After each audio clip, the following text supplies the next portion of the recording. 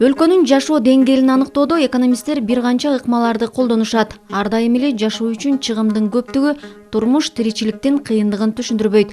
Тескерисинче, чыгымдары жогору мамлекеттерде эреже боюнча калктын кирешеси да жогору.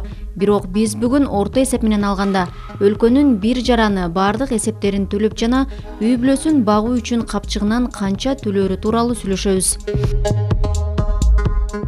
Кайман аралдары. Арал Улуу Британиянын курамына кирет. Дүйнөлүк масштабта айтпайын, жада калса Европа өлкөлөрүнүн арасында да жашоо наркы боюнча алдыңкы орунду ээлебейт.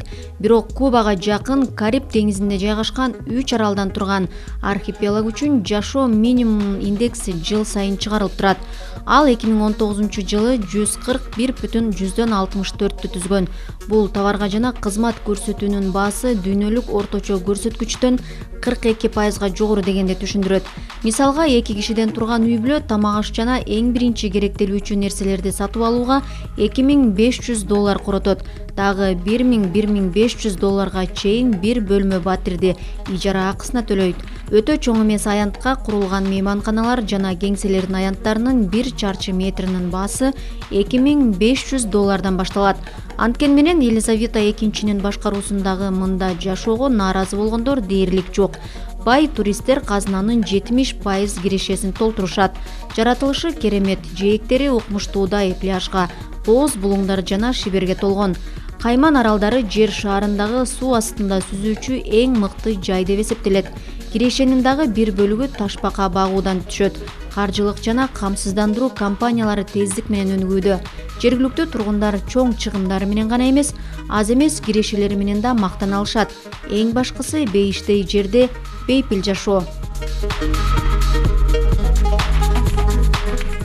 Бермуд аралдары. Каймандан болжол менен 2% төмөнүрөөк рейтингде Англиянын дагы бир колониясы турат. Ал Бермуд аралдары. Мында экономика гүлдөп өнүгүүдө деп толук айтууга болот. Лоялдуу салык саясаты аралга инвесторлорду ийгиликтүү тартып келет. Мында 6000ден ашык ири финансылык компаниялардын башкы кеңселери жайгашкан. Бюджеттин дээрлик 60% туризмдин эсебинен толукталат. Жергиликтүү тургундар жогорку айлык акы алышат. Орточо айлык акы $4,500 түзөт. Бермуд тоолуу өлкө болгондуктан дыйканчылыкка ыңгайсыз. Тамак аш азыктарын жана башка керектүү товарлар импорттолот. Бир бөлмө батирдин ижара акысы орто эсеп менен $3,000. Аралда муниципалдык ооруканалар жок. Ал эми камсыздандыруу полисинин баасы АКШнын камсыздандыруусунан да кымбат. Туристтер бир түн үчүн батирге $130. Анча чоң эмес кафеде бир жолку тамактанууга $40 төлөйт. Дүйнөдөгү эң бай, өнүккөн, ошол эле маалда жашоосу кымбат өлкө Швейцария. Өлкөнүн экономикасы тышкы дүйнө менен тыгыз байланышта, өзгөчө Европа биримдигиндеги мамлекеттер менен. Бир жагынан бул туристтик багытта популярдуу, ал өз кезегинде товарлардын жана кызмат көрсөтүүлөрдүн бааларына таасирин тийгизип, алардын жогорулашына таасир этет. Ананда Швейцария дүйнөлүк деңгээлдеги каржы жана соода борбору. Өнүккөн экономика жана кесиптик бирликтердин жигердүү иштеши айлыкты орто эсеп менен $6,200 жеткирип, жергиликтүү тургундар үчүн жеткиликтүү кылды.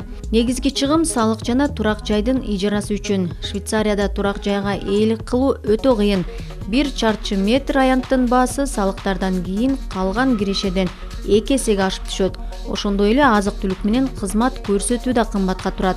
Мисалга, киного бир жолу кирүүнүн акысы $20. Бирок кийим-кече, тиричилик техникалары коңшу өлкөлөргө салыштырганда кыйла арзан. Саякатчылар Норвегия эң кымбат өлкө деген пикирде.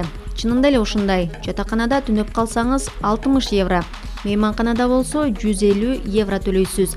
Ресторанда жупуну түшкү тамактануу €50 түзөт. Бирок индекс 104,49% түзөт. Бул белгилүү товарлар менен кызмат көрсөтүү дүйнөлүк орточо баада дегенди түшүндүрөт. Мындан тышкары Норвегия жаратылыш ресурстарына да бай. Мунайды сатуу, балык уулоо жана туризм калкка айына $5,400 чейин акча табуусуна мүмкүнчүлүк берет. Албетте, мунун бир бөлүгү салыкка кетет. Бирок тапкан акчасын үнөмдүү пайдалануу, аңчылык жана балык уулоо менен алектенүүсү норвегиялыктарды жашоонун кымбаттыгы нааразы кылбайт.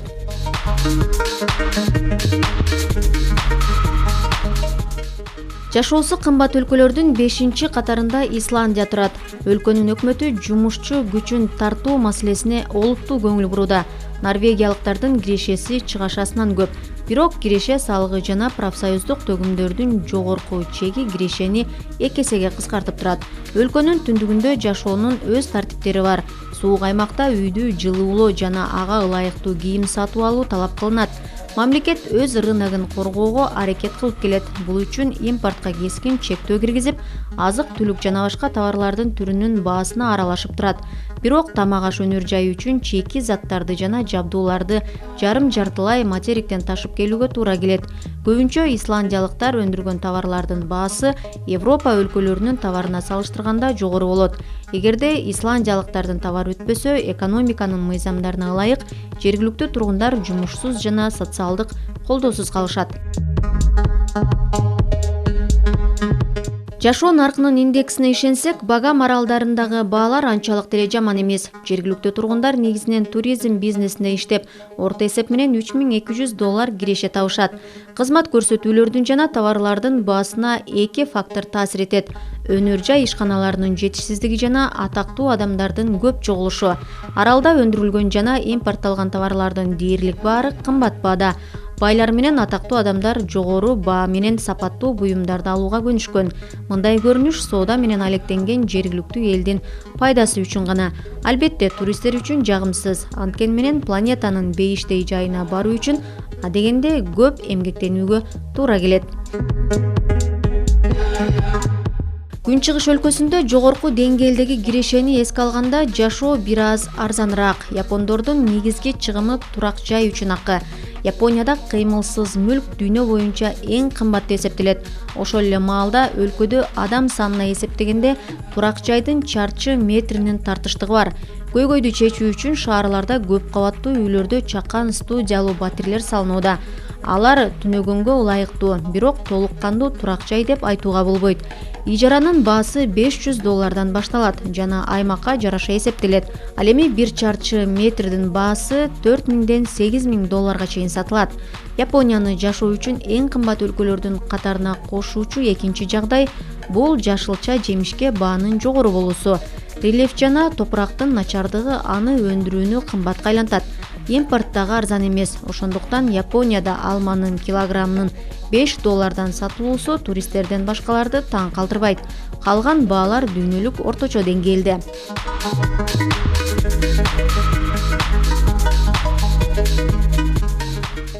Экономикасы өнүккөн жана орточо эмгек акысы $5800 түзгөн Европадагы эң чакан өлкө Люксембург. Калкынын саны 600 миңден бир аз ашат. Байлар менен кедейлердин кирешелеринин айырмасы 20% гана. Бирок өлкө жашоосу эң кымбат 10 мамлекеттин 8-катарында. Буларда да кымбатчылык турак жайлардын баасынан улам. Айлык акы жогору, чыгымдары аз деп көпчүлүк Бельгияда же Францияда жашап, Люксембургда иштөөнү тандашат. Туристтер үчүн эле эмес, жергиликтүү калк үчүн да товарлардын жана кызмат көрсөтүүлөрдүн баасы бир топ жогору. Бул өлкөнү каалоочулар эс алуу мезгили аяктаганда келсе, 30% чейин акчасын үнөмдөй алышат.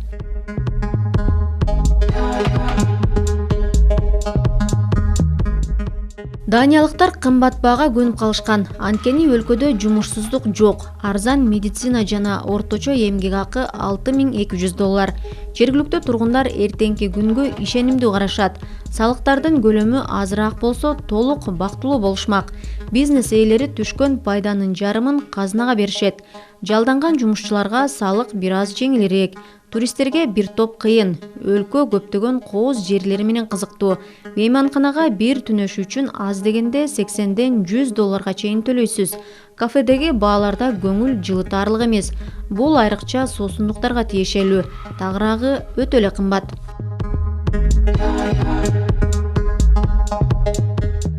Сингапур түштүк чыгыш Азиядагы өнүккөн шаар мамлекет. Мында жашоо болуп көрбөгөндөй кымбат деп айтууга болбойт. Бирок бир катар позициялар түшүнбөстүк жаратышы мүмкүн. Мисалга, унаа Сингапурда кол жеткиздей. Европадагы баадан 4-5 эсеге чейин кымбат турат. Албетте, бул салыктын жогору болгонунан улам. Бензин $2 айланасында. дүйнөдө эң кымбат деп эсептелет. Импортталган тетиктер да арзан эмес. Алкоголдук жана тамеки продукцияларынын баасына салыктын наркы таасир этет. Сингапур туристтер арасында популярдуу. Мында көңүл ачуу индустриясы өнүккөн. Башка керектөөгө баа айына $3000–4000 айлык алган жергиликтүүлөр үчүн ылайыктуу эле.